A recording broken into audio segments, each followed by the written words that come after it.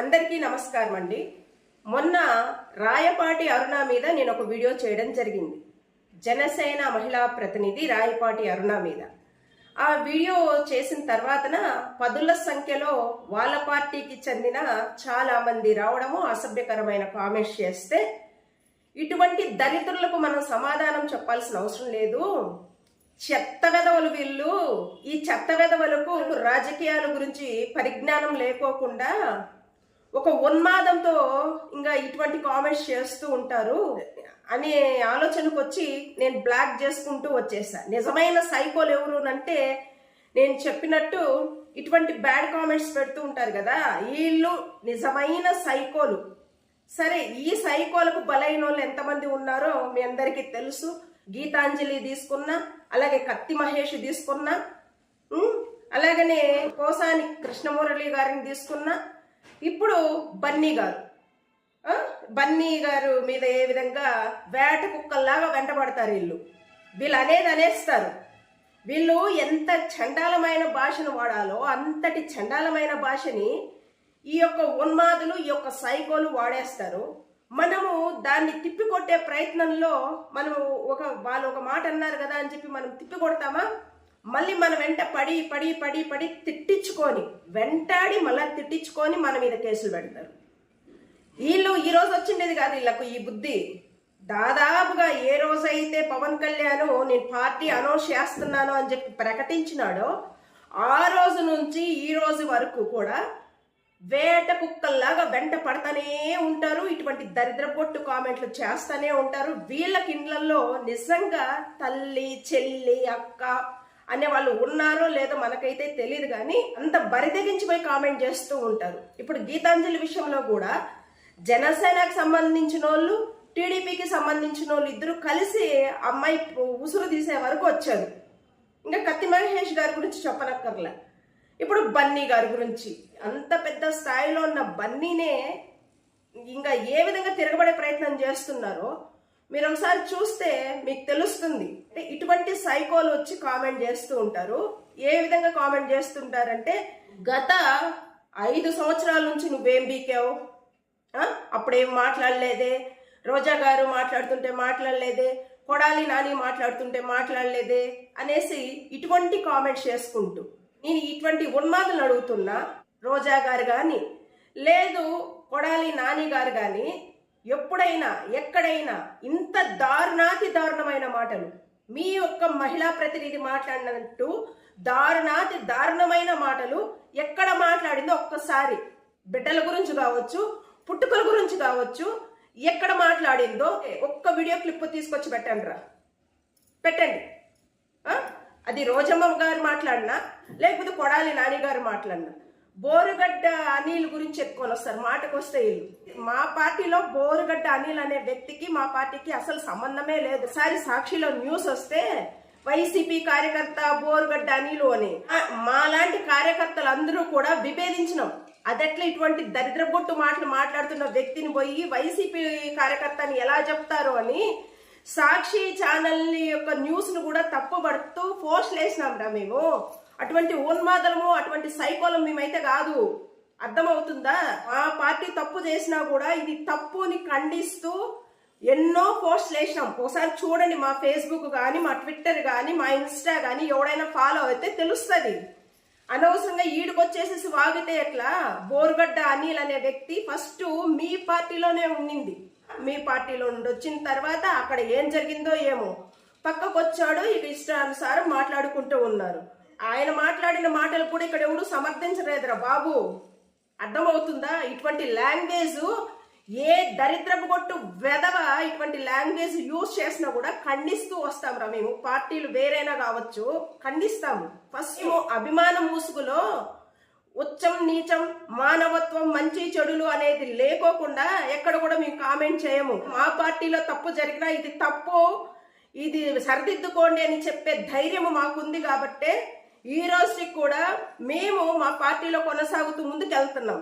దేవుడు మనకు నోరిచ్చాడు కదా, లేకపోతే చెయ్యి ఇచ్చాడు కదా అని చెప్పి కామెంట్ చేసేస్తాము అని అంటే అది మీ విఘ్నతకే వదిలేస్తున్నా నేను. నిజంగా జగన్మోహన్ రెడ్డి గారు సైకో అయితే అగో ఒకడు ఉన్నాడు కదా సీమరాజా అని చెప్పేసేసి ఆంపోతు బలిసినట్టు బలిసి ఇష్టం వచ్చినట్లు వీడియోలు ఏ విధంగా వదులుతున్నారో ఇటువంటి ఛానల్స్ పదుల సంఖ్యలో వెలిసినప్పటికీ కూడా జగన్మోహన్ రెడ్డి గారు అసలు పట్టించుకోవాలా. ఆ విషయంలో కూడా జగన్మోహన్ రెడ్డి గారిని నిలదీశాం. ఇటువంటి ఛానల్స్ ఇన్ని వెలుస్తున్నాయి, ఇంత దరిద్రంగా మాట్లాడుతున్నారు, నోటికి ఎంత వస్తే అంత మాట్లాడుతున్నారు. ఈ యొక్క ఇన్స్టా రీల్స్ చూస్తే కనుక ఆడవాళ్ళు అనేది కూడా లేకోకుండా ఎటువంటి మాటలు మాట్లాడుతున్నారన్నా దీని మీద స్పందించండి అంటే ఆయన చెప్పింది ఒకటే. ఆయన చెప్పింది ఆ రోజు ఒకటే, కరోనా వచ్చి 2.5 సంవత్సరము ప్రజలు ఏ విధంగా అతలాకుతలం అయిపోయారమ్మా, ఇప్పుడు మనల్ని అన్నారని మనల్ని తిట్టారని వాళ్ళ మీద కాన్సన్ట్రేషన్ చేసినామనుకో ప్రజలకు మనం ఇచ్చిన హామీలు ఏదైతే ఉన్నాయో, రాష్ట్ర అభివృద్ధి ఏదైతే ఉందో అది వెనకబడిపోతుంది. కొండను చూసి కుక్కలు మొరుగుతూనే ఉంటాయి, మొరగనీయమ్మా అని వదిలేశాడు ఆయన. అప్పుడు ఇంత దారుణాతి దారుణంగా సోషల్ మీడియా మీద ఉక్కుపాదం మోపాలి అని చెప్పే ఆలోచనకు అప్పట్లో జగన్మోహన్ రెడ్డి గారు రాలేదు. వచ్చినుంటే కథ వేరుగా ఉండేది. అంతెందుకు ఒక చిన్న లాజికే చెప్తా. అలీ నాని గారు రోజా గారిని అమ్మటి రాంబాబు గారిని కొంతమందిని తీసుకొస్తున్నారు ఇలా మాట్లాడారు కదా అని. వాళ్ళు ఊరికే మాట్లాడారా? ఆ యొక్క బ్యాక్గ్రౌండ్ లో అవతల వాళ్ళు ఏం మాట్లాడారో మీకు అర్థం కాలేదా? అవతల వాళ్ళు ఏం మాట్లాడి ఉంటే వీళ్ళు ఆ మాట మాట్లాడాల్సి వచ్చింది అనేసి అర్థం కాలేదా? అంటే మీరు గిచ్చితే గిల్లించుకోవాలి, మీరు తిడితే తిట్టించుకోవాలి, మీరు నిందేస్తే వేయించుకోవాలి, తిరిగి మమ్మల్ని ఎందుకు ఈ విధంగా తిట్టారు, మా మీద ఎందుకు ఇటువంటి బుడద చల్లుతున్నారు, ఇటువంటి నిందలు ఎందుకు వేస్తున్నారు అని చెప్పేసి వాళ్ళ వే ఆఫ్ స్టైల్లో ప్రశ్నించారనుకో అది తప్పు ఎలా అవుతుంది? అంతకుముందు ఆ వ్యక్తి మాట్లాడిన మాటలు ఎంత దారుణాతి దారుణంగా ఉంటాయి. ఆ దారుణాతి దారుణమైన మాటలు బట్టే కదా వీళ్ళు స్పందించారు. ఇప్పుడు 2 వ్యక్తులు ఉంటారు, ఒకడు నీ అమ్మ అన్నాడు అనుకో ఒక వ్యక్తిని, అవతల వ్యక్తి ఆ ఎదుటి వ్యక్తి ఏమంటాడు, అరే నువ్వు మా అమ్మని అడిగినావురా అని క్లాప్స్ కొడతారా? ఎవరైనా కొట్టరు కదా. వాళ్ళ వే ఆఫ్ స్టైల్ వాళ్ళు స్పందిస్తారు. స్పందించకూడదు, ఇది తప్పు అనే రాజకీయాలు ప్రస్తుతం జరుగుతున్నాయా ఆంధ్ర రాష్ట్రంలో? లేదు కదా. 5 ఏళ్ల నుంచి నువ్వేం బీకావు అని అడిగే వాళ్ళకి నేను చెప్తున్నా. మరి మీరు ఇప్పుడు ఏం బీక్తున్నారు రా? ఇప్పుడు మీరేం బీక్తున్నారు? చాలా మంది ప్రాణాలే తీసేశారు. దాంతో పోల్చుకుంటూ అరెస్ట్ చేయడం ఏం పెద్ద గొప్ప పనా? కాదు కదా. ప్రాణాలనే పణంగా పెట్టి మేము వీడియోస్ చేస్తున్నాం, రాజకీయాల్లోకి వచ్చాము. అర్థమవుతుందా? ఒకసారి ఏది మంచి ఏది చెడు అని ఆలోచించుకోవాలరా భయ్. ఇష్టం వచ్చినట్లు మేము మాట్లాడేస్తాము అనేసి అంటే ఎట్ట కుదురుతుంది? మీకేనా వాక్ స్వాతంత్రం ఉండేది? మాకుండదా? మేము మనుషులు కాదా? మీరు తిన్న తిండి మేము తింటాలేమా? మీరు తిడితే మేము తిట్టించుకొని పడాలా? నియంత ప్రభుత్వమా మీదేమన్నా? లేకపోతే నియంత పాలన? నాకెందుకు అర్థం కాలేదే. లోకేష్ని తీసుకున్నా లేకపోతే పవన్ కళ్యాణ్ తీసుకున్నా అసలు మేము ఏమి మాట్లాడలేదు. జగన్మోహన్ రెడ్డి ఫ్యామిలీ జోలికే మేము వెళ్ళలేదు. మమ్మల్ని ఏ విధంగా అసభ్యకరమైన కామెంట్ చేస్తూ ఉన్నారు అనేసి మళ్ళీ ఈ శుద్ధపూస పాటలు ఎందుకురా భయ్ నేను అడుగుతున్నా. అసలు 14 సంవత్సరాల నుండి జగన్మోహన్ రెడ్డి గారి ఫ్యామిలీని అంటూనే ఉన్నారు, ఆ పిల్లలు అంటూనే ఉన్నారు కదరా నాయన. దానికి సంబంధించిన వీడియోస్ కూడా చక్కర్లు కొడుతూనే ఉన్నాయి యూట్యూబ్ లో, కొన్ని ఛానల్స్ కూడా వెలిసాయి కదరా నాయన.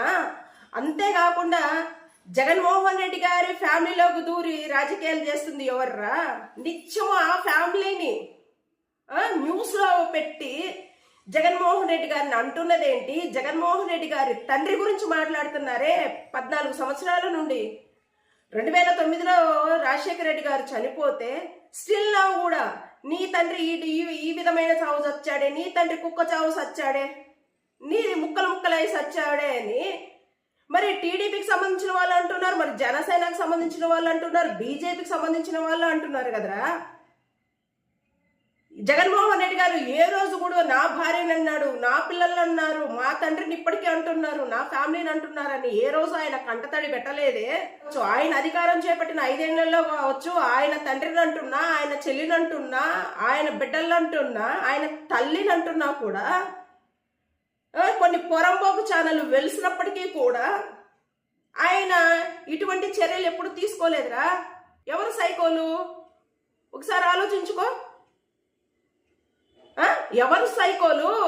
నా తల్లిని అంటారా, నా బిడ్డలను అంటారా, లేకపోతే నా భార్యను అంటారా, నా తండ్రి చావు గురించి మాట్లాడతారా? మాట్లాడిన వాళ్ళ మీద నేను అతపాతాలనికి తొక్కేస్తాను, వాళ్ళ మీద అరెస్టులు చేస్తాను అని చెప్పి ఏ రోజు కూడా అట్లా అనలేదు. కాబట్టే గత 5 ఏళ్లలో ఈ సీమపందులు లాంటి ఛానల్స్ చాలా పుట్టుకొని వచ్చాయి. ఆ సీమపంది వాడు ఉన్నాడు కదా రసగుల్లా అనేసి, వాడు ఎటువంటి మాటలు మాట్లాడినా కూడా ఒక ముఖ్యమంత్రినే ఆ విధంగా మాట్లాడితే మరి అట్ట బయట వచ్చేసాడు స్టేషన్ బెయిల్ తీసుకొని. ఆ యొక్క రసగుల్లాగాడు కూడా ఇప్పుడు మనోడు చూడు ఏ మెలగ పెట్టేశాడు ఆంధ్ర రాష్ట్రంలో. మనకైతే తెలియదు కానీ 33,000 మంది అమ్మాయిలు మిస్ అయిపోయారు అనేసా, సుగాల ప్రీతి అనేసా, చెగువేర ఆశయాలు, మదర్ తెరిసా ఆశయాలు అన్నీ తుంగలో దొక్కేసేసి అధపాతంలో వేసి తొక్కేసేసేసి ఆంధ్ర రాష్ట్రంలో ఇంతమంది అమ్మాయిలు చనిపోతుంటే ఏదైతే షణ్ముఖ వ్యూహాలని, సంక్షేమ పథకాలని, ఈ షణ్ముఖ వ్యూహాలు కూడా తొంగలో దొక్కేసేసి అట్లా భద్రత మరి భయము అన్ని తొంగలో దొక్కేసేసి ఇప్పుడు ఏం చేసినాడు మనోడు, మహారాష్ట్ర ఎన్నికల ప్రచారానికి పోయాడంట. ఆంధ్ర రాష్ట్రంలో పాలన చేతగాక ఇచ్చిన హామీలు నెరవేర్చలేక సిగ్గు లేకుండా మళ్ళీ పక్క రాష్ట్రాలకు పోయేసేసి ఇక అక్కడ ప్రజలను రెచ్చగొడతా, సనాతన ధర్మము తల్వార్లు పట్టుకొని వస్తాము, చెగువేరే ఆశయాలు మన ఏమైపోయినో మనకు తెలియదు కానీ ఇప్పుడు ఎర్రకండువా వెళ్ళిపోయి పక్కకు పోయి ఇప్పుడు కాషాయ కండువా మనోడు అట్రాక్ట్ అయిపోయి తల్వార్లు పట్టుకొని వస్తాడంట. సో ఈ రెచ్చగొట్టే కామెంట్లు ఎందుకు ఈ మత కలహాలు మనకు భారతదేశంలో చెప్పు? అంత రెచ్చగొట్టుకొని స్పీచ్లు ఇచ్చేంత పని ఏమి ఉంది? మీ గవర్నమెంట్ ఏం చేస్తుందో అది చెప్పి సావండి అని అంటే అది చెప్పరే. తలవార్లు పట్టుకుంటాం, తలపగాలు చుట్టేసుకుంటాం, కత్తులు దూసుకుంటాం, ఇయేనా మీ బతుకులు? రాజకీయాలంటే ఇయేనా? అరే ప్రజలకు ఏ సంక్షేమ పథకాలు అందిస్తాము, ఇచ్చిన మాట ప్రకారం ఆ మాట ఏ విధంగా నిలబెట్టుకుంటాము, రాష్ట్రాన్ని అభివృద్ధి వైపు ఏ విధంగా తీసుకెళ్తాము, ఇటువంటి కామెంట్స్ ఏమంటే చేరే. ఇటువంటి రెచ్చగొట్టే కామెంట్స్ ఈ ఉన్మాదులకు కావాలి, ఈ యొక్క సైకోలకు. వీళ్ళు సైకోలై అలాంటి వాళ్ళ వీడియోస్ దగ్గరకు వచ్చి కామెంట్ చేస్తూ ఉంటారు. మీరు 1,00,000 కామెంట్స్ చేసినా కూడా ఇక్కడ భయపడేటోళ్ళు ఎవ్వరు ఉండరు. ఇప్పుడు చూడు ఆ లడ్డు గురించి ఏదైతే పెద్ద ఇష్యూ చేసేసామో, పైన ఏది జరిగినా కూడా జగన్మోహన్ రెడ్డి గారికి ఆపాదించుకుంటూ జగన్మోహన్ రెడ్డి గారు అన్యమతస్థుడు అని ఆయన ఏదైతే తిరుమల కొండ ఎక్కనీయకుండా చేశారో, సంతకాలు పెట్టాలా, డిక్లరేషన్ ఇయ్యాలా అనేసి, మరి 2 అమ్మాయిలు అన్యమతస్థులేనంట. మరి తిరుమల కొండకు ఏ విధంగా వెళ్ళారో, అక్కడ రీల్స్ ఏ విధంగా చేసి వదిలారు అనేది ఇప్పుడున్న కూటమి ప్రభుత్వం సమాధానం చెప్పాల. ఎవరు చెప్తే వాళ్ళు కొండ మీదకి వెళ్ళారు, మరి అక్కడ ప్రచారం చేస్తూ వచ్చారు అన్యమతస్థులు. అదే కనుక ఇప్పుడు జగన్మోహన్ రెడ్డి గారు ఉంటే ఏ విధంగా ఎత్తిపాడేటోళ్ళు ఈ యొక్క కూటమి ప్రభుత్వానికి సంబంధించి రచ్చ రంబోలా చేసి వదిలేసేటోళ్ళు.